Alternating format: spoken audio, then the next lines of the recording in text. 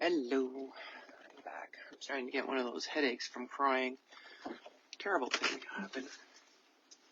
Anyway, okay, so we're in August and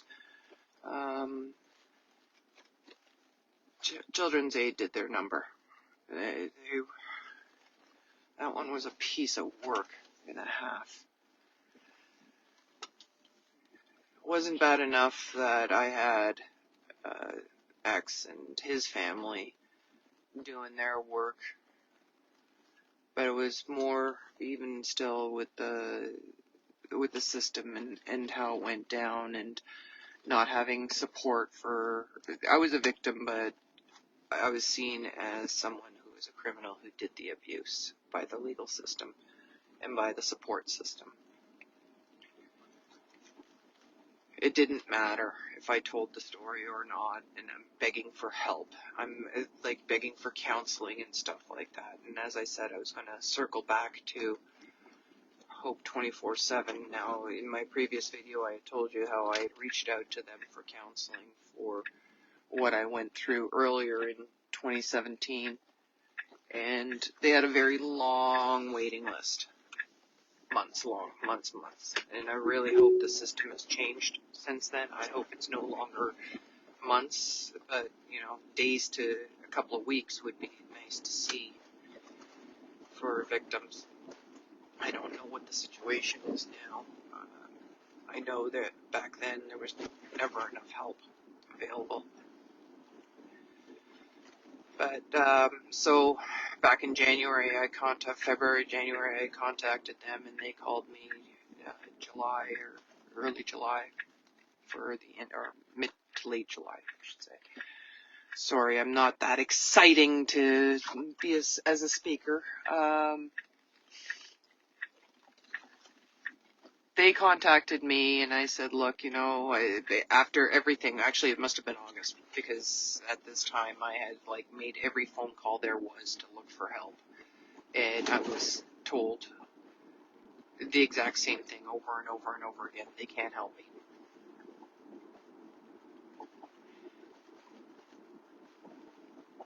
So Hope 24/7 calls and I said, I'm going through something different now and I don't think you can help me. And the intake person said, well, why don't you tell me what's going on?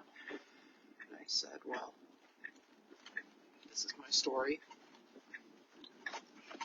And they said, well, as a matter of fact, we're here for you. And they didn't cancel my appointment. They actually pushed it up for me for the intake. And because I had already been on the waiting list for, at that point, 6 to 8 months, whatever it was. So they took me in and started giving me counseling on a sliding scale basis. I think the first few were free, and then after that it became sliding scale.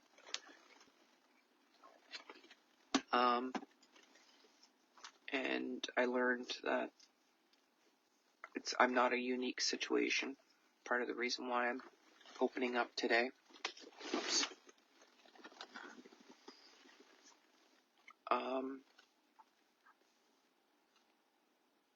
They were kind enough to write me a letter stating, the situation and that they believe me, and this is for the court documents for the Crown to review.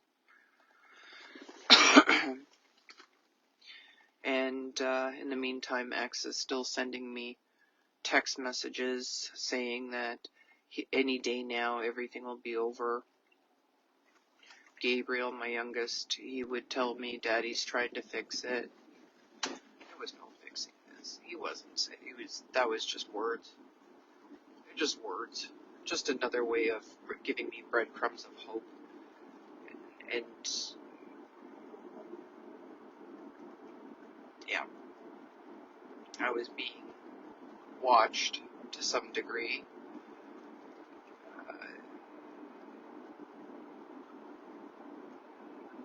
Meanwhile, because my kids are still with him in my house, and I have friends in my neighborhood, and thank God for the friends that did step up, because the ones that didn't just made everything worse. Every week, every Friday afternoon, from Monday till Friday, when the court hours are open till the court hours are closed, for months, I was hoping to get that phone call from one of my lawyers saying the charges have been dropped. Every Friday afternoon at 5 p.m., I had to go through yet another weekend of this, the despair, the hopelessness. Fortunately, friends would take me out, keep my spirits lifted. At some point, I think in September of 2017, I met with the family lawyers. We couldn't be in the same room because of the court charges. But the lawyers discussed things. Oh my God.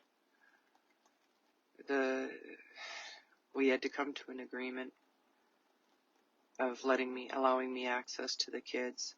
And I was allowed, one of the concessions that was made in my bail conditions was I was allowed to call my children at 4:30 every day, not a minute sooner, not a minute later. And if I missed that call, I'd have to wait until the next day to talk to my children. And there was times where the phone wouldn't get answered, or I would be a minute late, and I knew, he didn't say it, but I knew he said trying to set me up to have me arrested again. So I made sure I called every day at 4:30 on the nose. I would set alarms to stop whatever I was doing and call my children every day, whether they had time to talk to me or not. And there's times where I remember one specific moment where I was accused by my children. They had a lot of horrible things to say. That's when the moment changed, when I realized, yes, they are being affected. They both tag teamed me and called me names, said a lot of things. They were really angry with me. Of course, they were angry with me because Dad just bought them a puppy. Dad was taking them camping, and Dad was letting them eat all the junk food they wanted, to the point where they came back to school and the teachers said they were unrecognizable, that they were not the same children that left in June when September rolled around and they were back in school. I had a relationship with a number of the teachers there because I was a volunteer at the school for the parent-teacher council, and I did whatever I could to be participating in the school. And so teachers would give me little bits of information. There was one time where I had to get the principal to sign something for me, and I had to explain to the principal what was going on, and we had to meet off property. I couldn't be on the property at all at that moment, at that time. I could not see my kids. I could not have proper contact with them.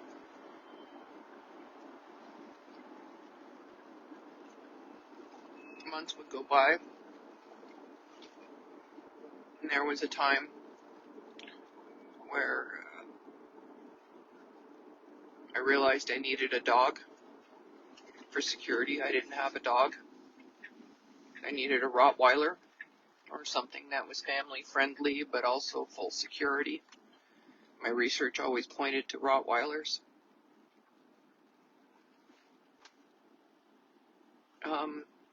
We already had a security system on the house, thanks to a neighbor and this is at my mom's house now. August was arranged in August to have my location changed. My legal location changed. Oh God, there's so much more. I think I could go on for days with the story. But we made an appointment with the Justice of the Peace to have my surety changed from the location I was at after the arrest to my mom.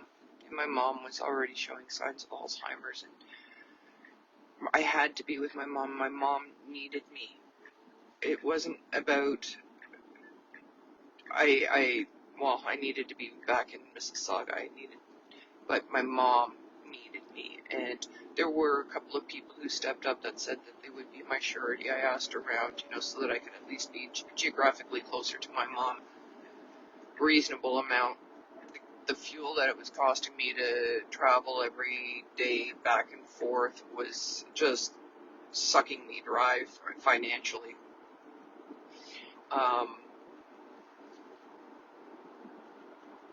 I had to scrape every penny together. I had to sell whatever I could from the Elephant to get through this time, to pay for food, to pay for fuel, to pay for the bills, everything. The money was just all being redirected in all the different directions except into savings. I still had the dumpster fees and all that wonderful stuff to deal with. But fuel cost was something that was huge for me, that I couldn't continue as it was. And I really needed the charges to be dropped. And my lawyer at that time, that first criminal lawyer, like I said, he wasn't doing his job. He wasn't understanding that I couldn't afford to travel from that city to Mississauga every day to take care of my mom, just based on fuel costs alone. So eventually, it was arranged that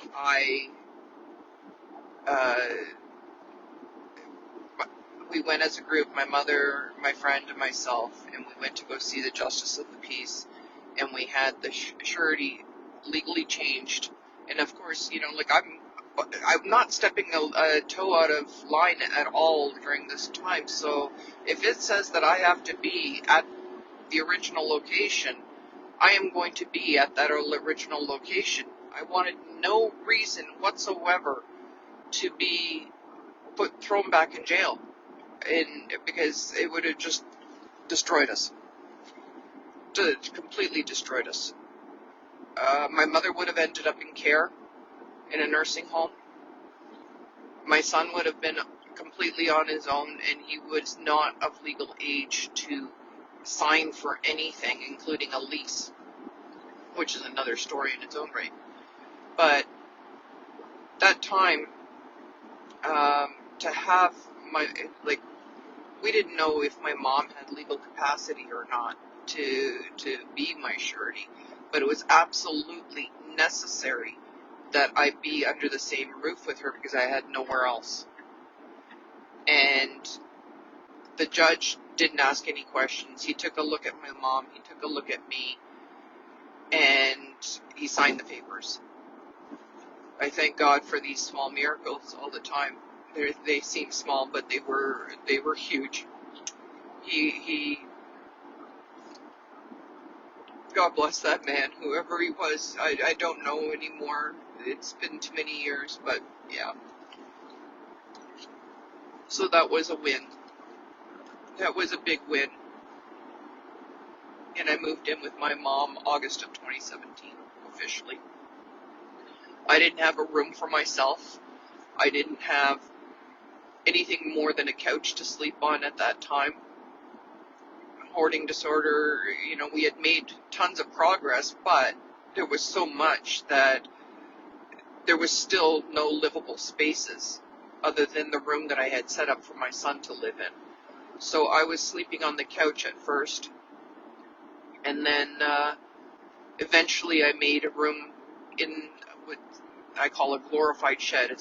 We called it the Little House. It was a tiny house before tiny houses were a thing.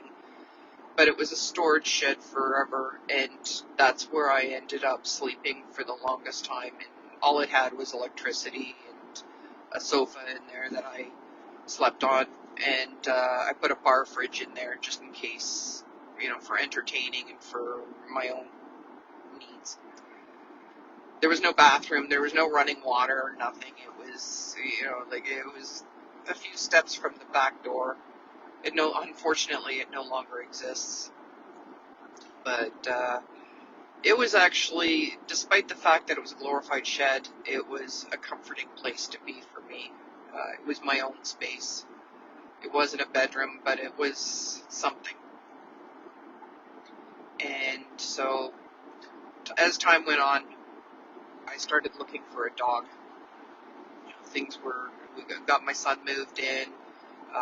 Victoria came into our lives at that moment.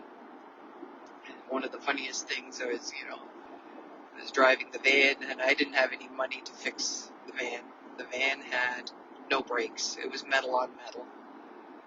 And her first introduction to me was me driving her home, and I go, "Don't mind the brakes." And Julian's telling her, "Don't worry, my mom knows how to drive the van with no brakes." It had brakes, it's just you had to really work them. Here's a way of working them, but that van didn't last much longer after that. It just imploded. It hemorrhaged fluid so badly all over the place that there was no coming back from that one. And that van has a story and a half, but everything has a story and a half. My life is just, I wish I could make it sound more exciting, present it more exciting, and be a better storyteller. But it is what it is, because I just got to get this out. I got this long drive today, and I don't want to talk about it ever again. And people have been asking me to finish what was going on at that time, finish telling the story. I think this has value. When victims of, I used to belong to a lot of pages for victims of abuse, and I would always say, get yourself, I can't be part of these pages anymore. I want to contribute more, but I'm hoping that, telling my story is going to help somebody. This is a little bit of value information that I'm going to provide as a victim of abuse, or I'd like to say survivor of abuse.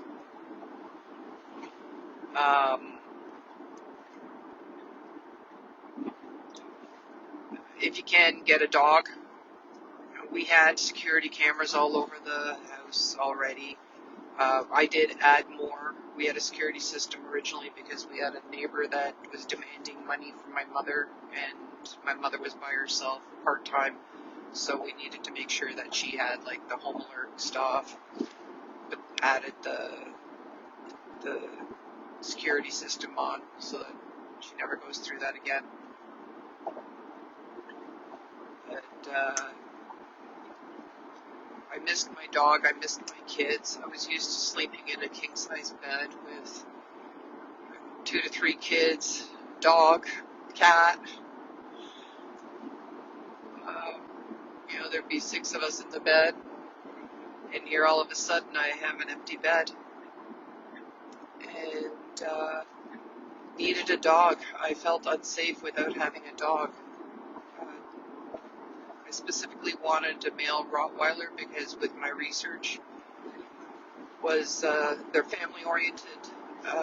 They also secure the perimeter. They do patrols, security patrols, and I see these behaviors in Jaeger.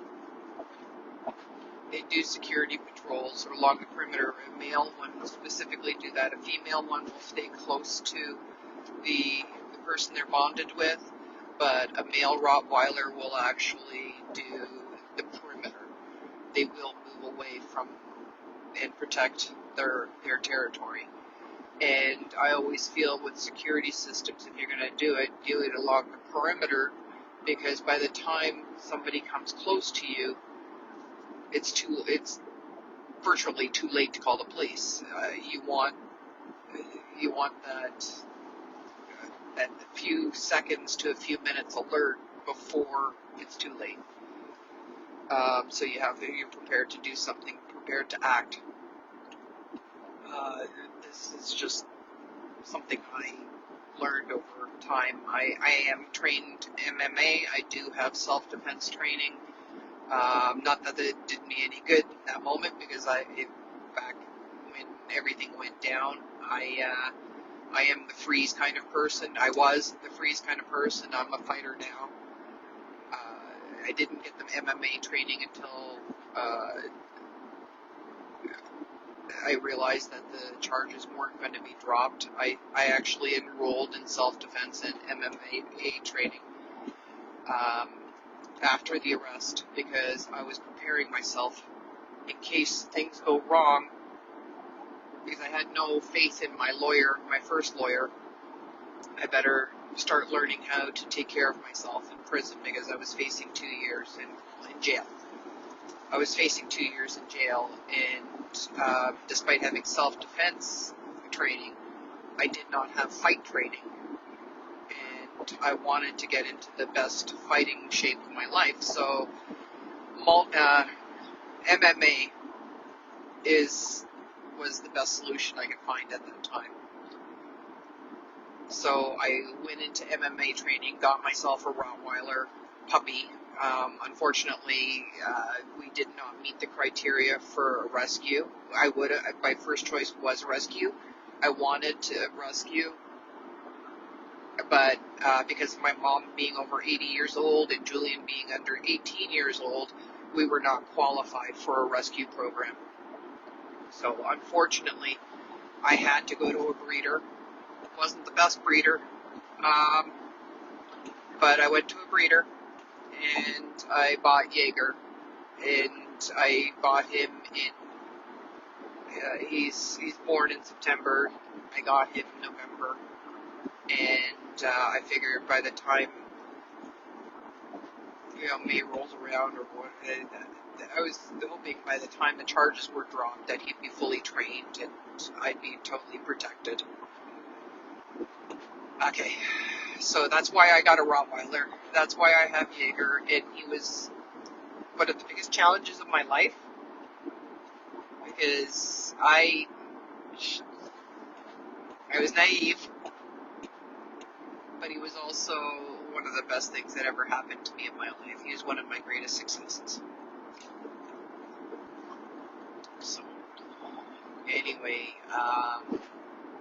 September rolled around. I start now having access to my kids. I'm allowed to pick them up every second week. I'm allowed to pick them up and have them overnight for school, but they absolutely refused to stay overnight with me.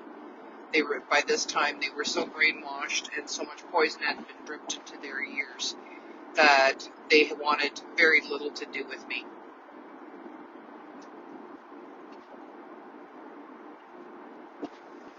And this continued, and I was hoping that it would improve and it would change, and it didn't. By October, despite outwardly appearances, I was burnt out, and I was very depressed, and I was very suicidal. And I distinctly remember a time, without going into detail, where I stood on the bridge and wanted to jump in a river.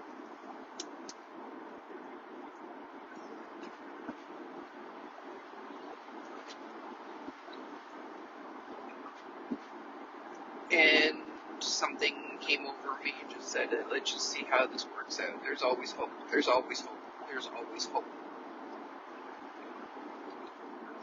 Something good will come out of this.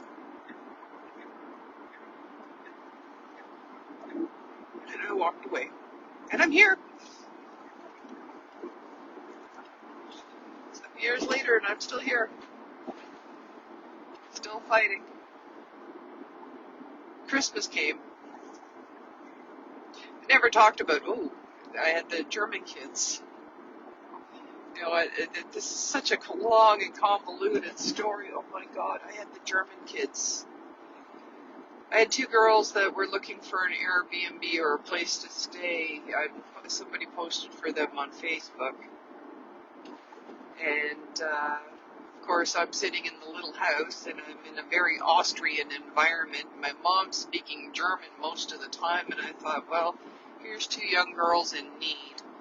Somebody's done me something good. Why don't I do something good for somebody else? And I offered them the little house to stay in. It wasn't, and I didn't expect them to stay as long as they did. I thought it would be just a few weeks and they'd be off on their adventures. Or, the insanity would drive them away, the insanity of what we were dealing with. So they came and took a look at the place, and I didn't offer a lot of money or ask a lot of money of them. It was, I told them, we're dealing with a lunatic asylum here of absolute craziness, so, yeah, it's a bit of give and take. You guys can understand what my mom's saying. Give her a little bit of, it helped me out a little bit, and give her a little bit of attention, and talk to her in German. And, yeah, those two girls turned into, one went home. She was homesick after a month. And the other one stayed on, and two German boys, their friends, came and joined us. And then all of a sudden, I have these three young adults living with us, plus Victoria, plus Julian. And it was good fun for Julian because, here he had the distractions of these kids, too, that were close to his age. He was still young.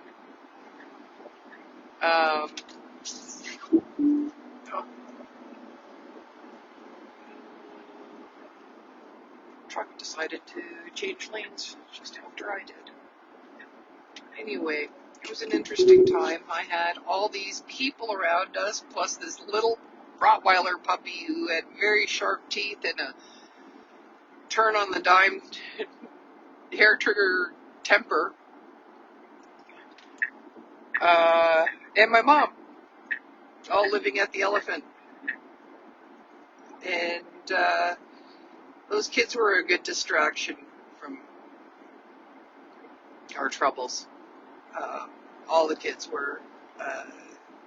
I'm glad to have been helpful to them during that time. I wish I could hear from them once in a while, but kids are kids. Christmas comes around, and I don't think they understood at all. I think they judged me. They thought I was crazy or whatever. They had no clue. They were too young and naive themselves to understand the caliber of what we were going through and the decisions I was making. And sometimes I'd be so overwhelmed that all I could do is just stare up at the ceiling and come up with solutions just by thinking for hours on end. And yeah. Oh well. Anyway, Christmas came around, and I'm still hoping that my charges would be dropped, and X would, send messages still, and tell Gabriel to tell me that the charges are going to be dropped soon, and my lawyers are always telling me we're hopeful, but we haven't heard anything yet, and there's no sign of it. And by this time, I had a team of 6 lawyers. I think in the end, it was 8 lawyers in total. $65,000 legal fees to fight something for something I never did. Christmas came around, and my only consolation was the kids came, the little ones came, to spend some time with me, a couple of hours, and they brought food, and this is how the abuse continued. They brought some food, and at this time there wasn't much money. I had to budget out everything. I couldn't afford to do a big turkey or anything like that. Nothing special for Christmas. whatever I scraped together for Christmas presents was the best I could do. I don't even remember what I could. I stockpile points, air miles points and credit, like the travel points and things like that. So I'm sure I probably gave gifts from my point collection. I'll shop the Air Miles shop and buy from their catalog whatever merchandise they have. Anyway, so X sent along some food with the little ones. And I'm approaching my next stop right now, but here's how cruel people can be.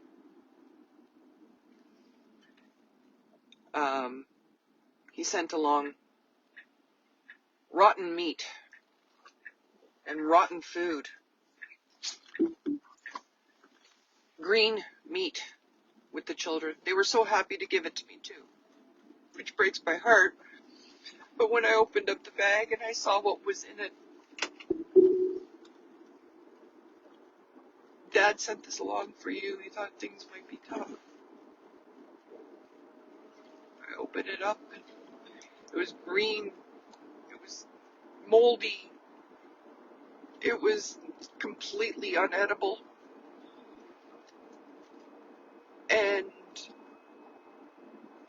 it was like adding insult to injury. Here's Christmas. My charges are still not dropped. I still cannot go back to a normal life. I couldn't work for my career because my license had been suspended based on pending charges. I was being treated like a criminal. And whatever that you say about you're innocent until proven guilty, bullshit.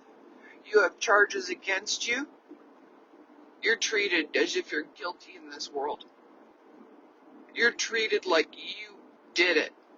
It doesn't matter. The optics of it were that the kids were with him. I have charges pending against me, and the optics are I am guilty until proven innocent. I had one friend who knew me since childhood who said, get a lie detector test. That'll prove it. Sure. I'll get a lie detector test. I asked them for help and they told me to get a lie detector test.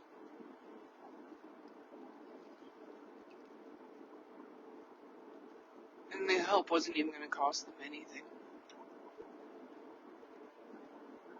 Nothing but a bit of space for a few hours for me to lay my head down and shower.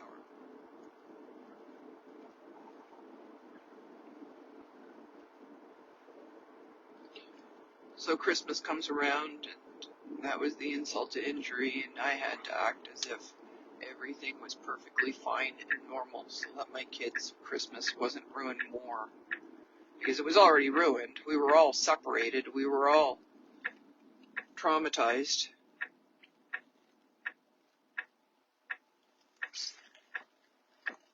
That piece of shit gives us rotten food. That's what narcissistic personality disorder looks like. My kids only stayed for a short while. And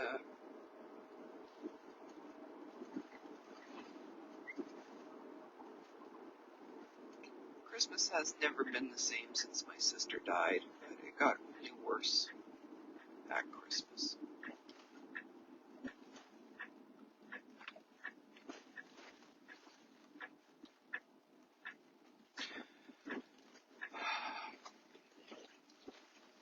I'm at my next stop. I'm going to continue the video. The next one's the last video for as much as I can with this story. Please like, follow, share, subscribe, comment. Check out my Linktree. Check out my eBay store. My story is all I got left to sell right now, and I need to make some huge income right now. please help. I'm not asking for charity. I'm asking to like, follow, share, subscribe, comment, shop my eBay store, refer me to a friend who needs real estate help.